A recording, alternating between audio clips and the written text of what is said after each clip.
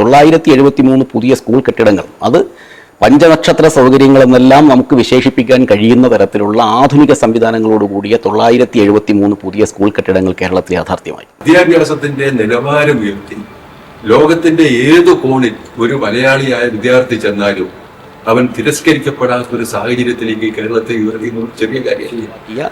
ഫലപ്രദമായ പദ്ധതികളിലൂടെ, വിപണി ഇടപെടലിലൂടെ ഏറ്റവും സമ്പൽ സമൃദ്ധമായ ഒരു ഓണക്കാലം മലയാളികൾക്ക് സമ്മാനിച്ചതിൻ്റെ അഭിമാനത്തിൽ കൂടിയാണ് ഈ തെരഞ്ഞെടുപ്പിൽ ഇടതുപക്ഷം മത്സരിക്കുന്നത്.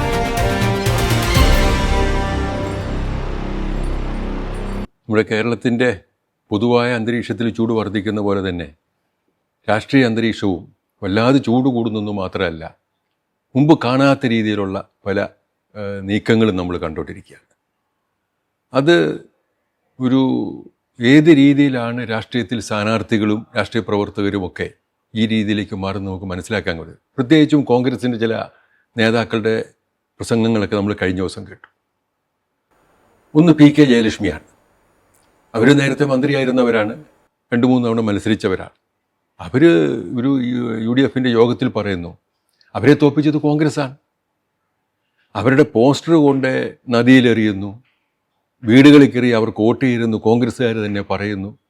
അങ്ങനത്തെ ആക്ഷേപങ്ങളും അങ്ങനത്തെ ഓർമ്മകളും അവർ പങ്കുവെക്കുന്നു. അതേപോലെ തന്നെ M. ലിജു, അദ്ദേഹം ഇപ്പോൾ മത്സരിക്കുന്നൊരു സ്ഥാനാർത്ഥിയാണ്. അദ്ദേഹവും വല്ലാതെ വികാരാധീനനാകുന്നു. അദ്ദേഹം വികാരാധീനനാവുന്നത് പലതവണ മത്സരിച്ചതും ജയിക്കാൻ കഴിയാത്തതിനെ പറ്റിയിട്ടാണ്. ഇതൊക്കെ കാണിക്കുന്നത് ഒരു വല്ലാത്ത ഫ്രസ്ട്രേഷൻ ഐക്യജനാധിപത്യ മുന്നണിക്കും പ്രത്യേകിച്ചും കോൺഗ്രസിനും വന്നിരിക്കുന്നു.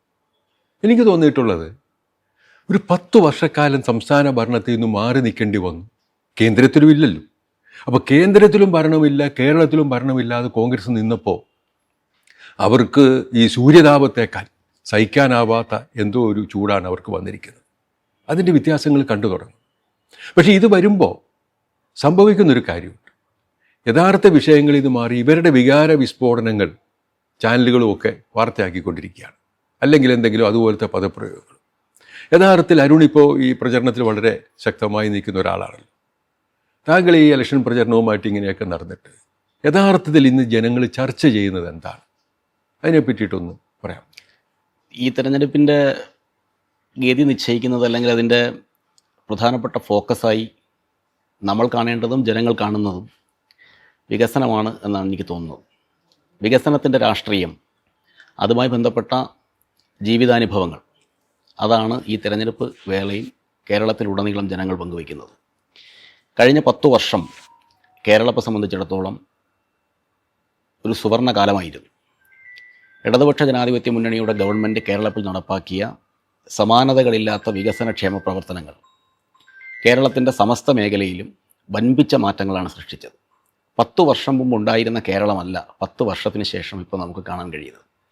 ആ മാറ്റം കേരളത്തിലെ ജനങ്ങളുടെ ജീവിതത്തിൻ്റെ എല്ലാ തലങ്ങളെയും സ്വാധീനിച്ചിട്ടുണ്ട് എന്നത് ജീവിതാനുഭവങ്ങളിൽ നിന്ന് ജനങ്ങൾക്ക് ബോധ്യപ്പെടുന്നൊരു സംഗതിയാണ്. അപ്പോൾ ആ ജീവിതാനുഭവങ്ങൾ പങ്കുവെച്ചുകൊണ്ടാണ്, ആ ജീവിതാനുഭവങ്ങളെ മുൻനിർത്തിയാണ് ഈ തെരഞ്ഞെടുപ്പിൽ കേരളത്തിലെ ജനങ്ങൾ വിധി എഴുതാൻ പോകുന്നത് എന്നതിൽ തർക്കമില്ല. ആ വികസനത്തെക്കുറിച്ചുള്ള ചർച്ചകൾ, ജനങ്ങൾ സ്വന്തം അനുഭവങ്ങളിൽ നിന്ന് തങ്ങളുടെ ജീവിതത്തിലുണ്ടായ മാറ്റങ്ങൾ, ആ മാറ്റങ്ങളുമായി ബന്ധപ്പെട്ടുള്ള അനുഭവങ്ങൾ പങ്കുവയ്ക്കുന്നു. അത് തീർച്ചയായും കേരളത്തിൽ ഇടതുപക്ഷ ജനാധിപത്യ മുന്നണിക്ക് അനുകൂലമായ ഒരു രാഷ്ട്രീയ അന്തരീക്ഷം വീണ്ടും സൃഷ്ടിക്കുന്നു എന്ന തിരിച്ചറിവാണ്. ഇവിടെ നേരത്തെ സൂചിപ്പിച്ചതുപോലെ ഇത്തരം വൈകാരിക പ്രകടനങ്ങളിലൂടെ ജനങ്ങളെ സ്വാധീനിക്കാനാകുമോ എന്ന് കോൺഗ്രസിൻ്റെ UDFൻ്റെ സ്ഥാനാർത്ഥികൾ അന്വേഷിക്കുന്നതിൻ്റെ പിന്നിലുള്ളത്. എന്നാൽ അത്തരം വൈകാരിക പ്രകടനങ്ങൾക്കൊന്നും ഈ തെരഞ്ഞെടുപ്പിൽ കേരളത്തിൽ ഒരു സ്ഥാനവും ഉണ്ടാവുകയില്ല എന്നതിൽ ഒരു തർക്കവും വേണ്ട.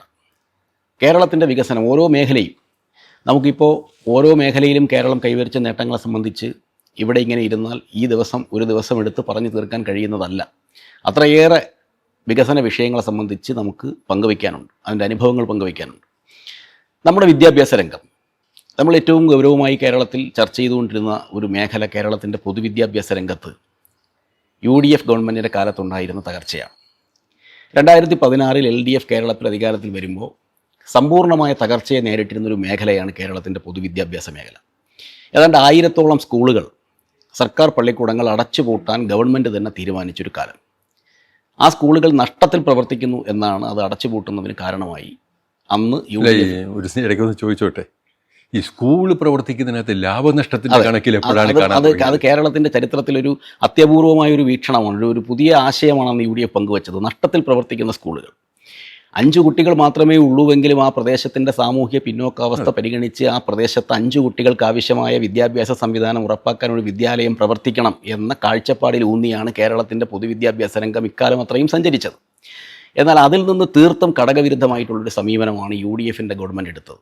നഷ്ടത്തിൽ പ്രവർത്തിക്കുന്നത് കൊണ്ട് 1000-ഓളം സ്കൂളുകൾ പൂട്ടാൻ തീരുമാനിച്ചു. നമ്മുടെ കേരളത്തിലെ പല മേഖലയിലും ഒരു മുന്നറിയിപ്പുമില്ലാതെ വിദ്യാലയങ്ങൾ അടച്ചുപൂട്ടുകയും ആ വിദ്യാലയ കെട്ടിടങ്ങൾ പൊളിച്ചു നീക്കുകയും ആ ഭൂമി ഷോപ്പിംഗ് കോംപ്ലക്സുകൾ ഉൾപ്പെടെയുള്ള വൻകിട ബിസിനസ് സംരംഭങ്ങൾക്ക് കൈമാറുകയും ചെയ്യുന്ന, അതിന് തയ്യാറെടുക്കുന്ന അനുഭവങ്ങൾ ആ കാലത്തുണ്ടായി. ആ നിലയിൽ കേരളത്തിൻ്റെ പൊതുവിദ്യാഭ്യാസ രംഗത്ത് വലിയ തകർച്ച നേരിട്ടു. നമ്മുടെ സ്കൂളുകളിൽ ഓണപരീക്ഷയുടെ കാലത്ത് പോലും കുട്ടികളുടെ കയ്യിൽ പുസ്തകമെത്താത്ത അനുഭവങ്ങളുണ്ടായി. ഓണം നേരത്തെ വന്നതുകൊണ്ട് പുസ്തകം വൈകി എന്ന ന്യായം പറഞ്ഞ വിദ്യാഭ്യാസ മന്ത്രിമാരുണ്ടായിരുന്നൊരു നാടാണ് നമ്മുടെ നാട്.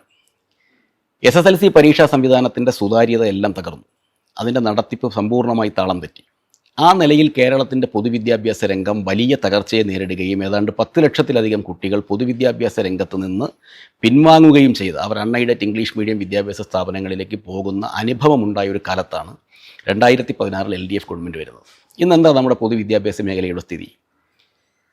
അഭൂതപൂർവമായ ചരിത്രത്തിലെ ഏറ്റവും വലിയ വികസനത്തിൻ്റെ കഥയാണ് കേരളത്തിൻ്റെ പൊതുവിദ്യാഭ്യാസ രംഗത്തിന് ഇപ്പോൾ പറയാൻ കഴിയുന്നത്. 2016 അധികാരത്തിൽ വന്നതിന് ശേഷം പൊതുവിദ്യാഭ്യാസ സംരക്ഷണ യജ്ഞം LDF ഗവൺമെൻറ് ആരംഭിച്ചു.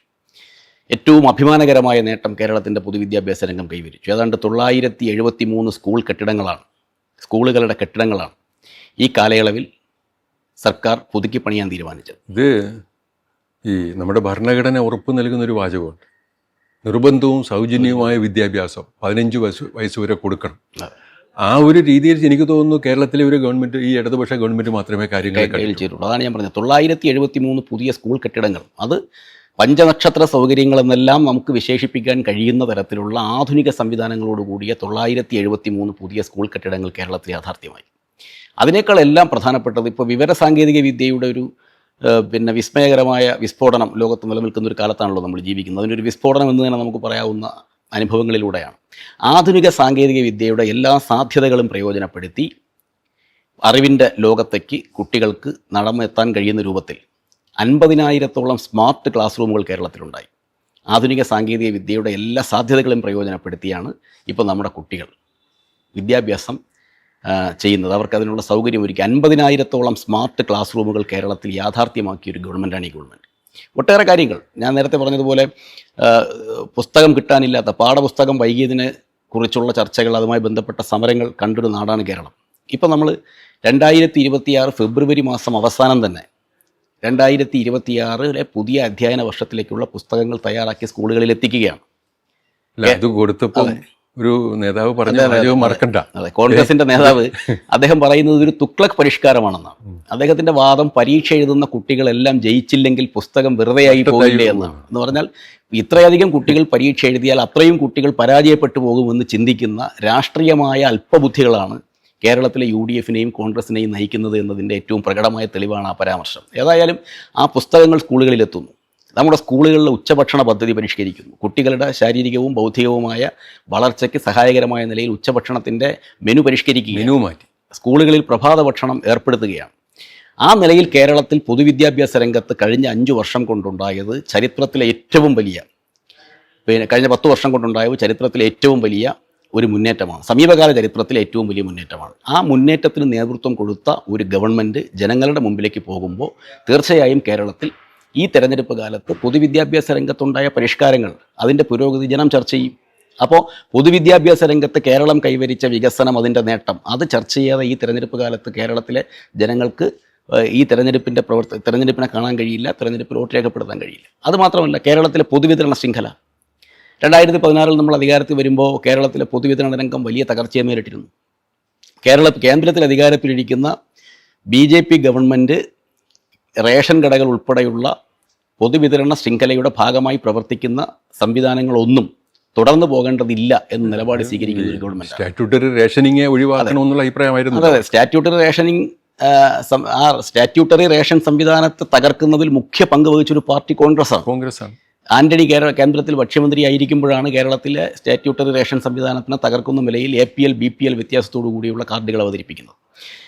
കേന്ദ്രം കേരളത്തിനുള്ള റേഷൻ വിഹിതം വെട്ടിക്കുറയ്ക്കുന്നു. അർഹമായ റേഷൻ വിഹിതം പോലും കേരളത്തിന് നൽകുന്നില്ല. ഓണം പോലെയുള്ള ഉത്സവകാലത്തും കേരളത്തിന് അർഹമായ റേഷൻ വിഹിതം നൽകുന്നില്ല. റേഷൻ കടകളെല്ലാം അടച്ചുപൂട്ടാം, ഭക്ഷ്യധാന്യങ്ങൾക്ക് പകരം പണം കൊടുക്കാം എന്ന നിലപാട് സ്വീകരിക്കുന്ന ഒരു സമീപനം കേന്ദ്ര സർക്കാർ പിന്തുടരുന്നു. ആ നിലയിൽ ഈ പൊതുവിതരണ ശൃംഖല ഇങ്ങനെ രാജ്യത്ത് തുടർന്നു പോകേണ്ടതില്ല എന്ന പ്രതിലോമകരമായ നിലപാട് സ്വീകരിക്കുന്ന ഒരു കേന്ദ്ര സർക്കാരിനോട് ഏറ്റുമുട്ടിയാണ് ഈ കേരളത്തിലെ പൊതുവിതരണ ശൃംഖലയെ ശക്തിപ്പെടുത്തി ജനകീയമാക്കി ജനോപകാരപ്രദമാക്കി LDF സർക്കാർ മുന്നോട്ട് കൊണ്ടുപോകുന്നു. ഇപ്പോൾ കണക്കുകൾ പരിശോധിച്ചാൽ വളരെ വിചിത്രമാണ്. കേന്ദ്രത്തിൽ നിന്ന് കൂടിയ വിലയ്ക്ക് പണം കൊടുത്ത് അരി വാങ്ങി കേരളത്തിൽ കൊണ്ടുവന്ന് സബ്സിഡി നിരക്കിൽ ജനങ്ങൾക്ക് വിതരണം ചെയ്തുകൊണ്ടാണ് കേരളത്തിലെ എല്ലാ വിഭാഗം ജനങ്ങളെയും ഈ റേഷൻ സംവിധാനത്തിന്റെ പരിധി പറയുമ്പോൾ അരുണ, ഈ നേരത്തെ നമ്മൾ ഈ റേഷൻ കടയിൽ പോയി അരി മേടിക്കുക എന്ന് പറഞ്ഞാൽ അതിൻ്റെ ഒരു മണവും റേഷൻ അരി മേടിക്കുന്ന ഏതാണ്ട് ഒരു കുറവായി ആളുകൾ കണ്ടിരുന്നൊരു സമയമുണ്ടായിരുന്നു. എനിക്ക് തോന്നുന്നു അതൊക്കെ വളരെ വലിയ വ്യത്യാസം വന്നു. ഉറപ്പായും റേഷൻ കടകളിലൂടെ വിതരണം ചെയ്യുന്ന ഭക്ഷ്യധാന്യങ്ങളുടെ ഗുണനിലവാരം ഉറപ്പുവരുത്താൻ വളരെ കൃത്യമായ നടപടി സ്വീകരിച്ചൊരു ഗവൺമെൻറ്റാണ്. ഇപ്പോൾ കോൺഗ്രസ് കേന്ദ്രത്തിൽ അധികാരത്തിലിരുന്ന കാലത്ത് നടപ്പാക്കിയ നിയമം അനുസരിച്ചാണെങ്കിൽ 53% ആളുകൾക്ക് കേരളത്തിൽ റേഷൻ കൊടുക്കാൻ നിർവാഹമില്ല. 53% ആളുകൾ റേഷൻ സംവിധാനത്തിന് പുറത്താണ് കേരളത്തിൽ. എന്നാൽ ഈ ഗവൺമെൻറ് ആ 53% ആളുകളെയും റേഷൻ സംവിധാനത്തിൻ്റെ ഭാഗമാക്കി അതിൻ്റെ പരിധിയിൽ ഉൾപ്പെടുത്തി കേരളത്തിലെ മുഴുവൻ ആളുകൾക്കും റേഷൻ കൊടുക്കണം എന്ന ദൃഢനിശ്ചയത്തോടെ മുന്നോട്ട് പോവുകയാണ്. നമ്മുടെ സപ്ലൈകോ, അതിൻ്റെ മാവേലി സ്റ്റോറുകൾ, സൂപ്പർ മാവേലി സ്റ്റോറുകൾ, അതുൾപ്പെടെയുള്ള ആ ശൃംഖല ഏതാണ്ട് 1600ഓളം വരുന്ന മാവേലി സ്റ്റോറുകൾ ഉൾപ്പെടുന്ന ആ പൊതുവിതരണ ശൃംഖലയിലൂടെ വിലക്കയറ്റം പിടിച്ചു നിർത്താൻ കഴിയുന്ന രൂപത്തിൽ വില കുറച്ച് 13 ഇനം നിത്യോപയോഗ സാധനങ്ങൾ ഇപ്പോഴും വിതരണം ചെയ്യുകയാണ്. അത് പറയുമ്പോൾ നമ്മുടെ ഒരു ഓർമ്മയിൽ ഓണത്തിന് വിലക്കയറ്റം വരാതിരുന്ന ഏക ഒരു കാലം ഇത് മാത്രമാണ്. കേരളത്തിലെ ഏറ്റവും സമ്പൽ സമൃദ്ധമായ സുഭിക്ഷമായ ഒരു ഓണക്കാലമാണ് കഴിഞ്ഞു പോയത്. നമ്മുടെ ഭക്ഷ്യവകുപ്പ് മന്ത്രിയുടെ നേതൃത്വത്തിൽ ഈ ഗവൺമെൻറ്റിൻ്റെ മുൻകൈയിൽ നടപ്പാക്കിയ ഫലപ്രദമായ പദ്ധതികളിലൂടെ വിപണി ഇടപെടലിലൂടെ ഏറ്റവും സമ്പൽ സമൃദ്ധമായ ഒരു ഓണക്കാലം മലയാളികൾക്ക് സമ്മാനിച്ചതിൻ്റെ അഭിമാനത്തിൽ കൂടിയാണ് ഈ തെരഞ്ഞെടുപ്പിൽ ഇടതുപക്ഷം മത്സരിക്കുന്നത്. നമ്മൾ 2016 ഈ ഗവൺമെൻറ് അധികാരത്തിൽ വരുമ്പോൾ ഈ ഗവൺമെൻറ്റിൻ്റെ മുമ്പിലുണ്ടായിരുന്ന ഏറ്റവും പ്രധാനപ്പെട്ട ലക്ഷ്യങ്ങളിലൊന്ന് ഭവനരഹിതരായ മനുഷ്യർക്ക് വീടുണ്ടാക്കി കൊടുക്കാൻ ആവശ്യമായൊരു പദ്ധതി വേണം എന്നതാണ്. വീട് എന്ന് പറയുന്ന ഒരു മനുഷ്യൻ്റെ ഒരു അഭിമാനത്തിൻ്റെ ആശ്വാസത്തിൻ്റെ അടയാളമാണ്. ആ കരുതൽ കേരളത്തിൽ ലഭിക്കാതെ പോയ ലക്ഷോപലക്ഷം മനുഷ്യർക്ക് വീടിൻ്റെ തണലൊരുക്കണം എന്ന് തീരുമാനിച്ചൊരു ഗവൺമെൻറ്റാണ് ഈ ഗവൺമെൻറ്. അതിൻ്റെ ഭാഗമായിട്ടാണ് ലൈഫ് മിഷൻ പദ്ധതി കേരളത്തിൽ പ്രഖ്യാപിക്കുന്നത്. ഇന്നിപ്പോൾ തിരിഞ്ഞു നോക്കുമ്പോൾ 10 വർഷത്തിനിടയിൽ 5 ലക്ഷം മനുഷ്യർക്ക് വീടുണ്ടാക്കി കൊടുത്തു എന്ന അഭിമാനബോധം കേരളത്തിലെ LDF ഗവൺമെൻറ്റിനുണ്ട്. 5 ലക്ഷം മനുഷ്യരുടെ സ്വപ്നങ്ങൾക്ക് നിറം പകർന്ന, അവരുടെ ജീവിതത്തിനൊരു ഗ്യാരണ്ടി നൽകിയ, അവർക്ക് മേൽ കരുതലിൻ്റെ ഒരു കവചം തീർത്തൊരു ഗവൺമെൻറ്റാണ് ഈ ഗവൺമെൻറ്. അതുപോലെ തന്നെ ഏറ്റവും പ്രധാനമാണ് ഭൂമി. എത്രയോ പതിറ്റാണ്ടുകളായി കേരളത്തിൽ നിലനിന്നിരുന്ന ഭൂപ്രശ്നങ്ങൾക്ക് ശാശ്വതമായ പരിഹാരം കാണാനുള്ള നടപടി സ്വീകരിച്ചു റവന്യൂ വകുപ്പ്. ഈ ഗവൺമെൻറ് 10 വർഷം പിന്നിടുമ്പോൾ ഏതാണ്ട് 4.5 ലക്ഷം മനുഷ്യർക്ക് പട്ടയം കൊടുക്കാൻ കഴിഞ്ഞു വന്നതാണ്. അതിനുവേണ്ടിയൊരു പട്ടയ മിഷൻ ഈ കേരളത്തിൽ രൂപീകരിക്കുകയാണ്. റവന്യൂ മന്ത്രിയുടെ നേതൃത്വത്തിൽ വളരെ കൃത്യമായി അതിൻ്റെ പ്രവർത്തനങ്ങൾ നിരീക്ഷിക്കുകയും പരിശോധിക്കുകയും എല്ലാ തരത്തിലുള്ള നൂലാമാലകളും അവസാനിപ്പിച്ചുകൊണ്ട് 4.5 ലക്ഷം മനുഷ്യരെ ഭൂമിയുടെ അവകാശികളാക്കി മാറ്റുന്ന അങ്ങേയറ്റം മാതൃകാപരമായ ഒരു സമീപനം ഈ ഗവൺമെൻറ് സ്വീകരിച്ചു. ഭൂമി സംബന്ധമായിട്ടുള്ള പ്രശ്നങ്ങൾക്ക് പരിഹാരം കാണാൻ ഡിജിറ്റൽ സർവേ ഉൾപ്പെടെയുള്ള ആധുനികമായ പദ്ധതികൾ കേരളത്തിൽ പ്രഖ്യാപിച്ചു.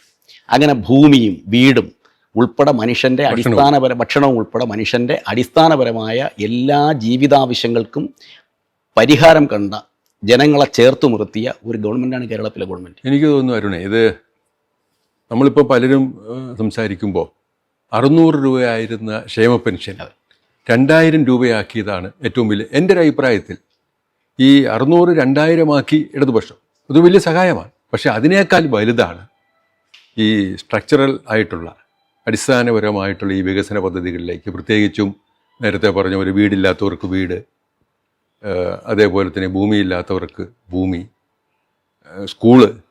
അതൊരു പ്രധാനപ്പെട്ട, കാരണം കേരളം വിദ്യാഭ്യാസത്തിന് ഏറ്റവും കൂടുതൽ ശ്രദ്ധിക്കുന്നൊരു സ്ഥലമാണ്. അതുകൊണ്ടാണല്ലോ ഇപ്പം പലരും പറയുന്നുണ്ട് കേരളത്തിലെ ആളുകൾ പുറത്തോട്ട് പോകുന്നു. കേരളത്തിലെ ആളുകൾ പുറത്തോട്ട് പോകാൻ കാര്യം എന്താണ്?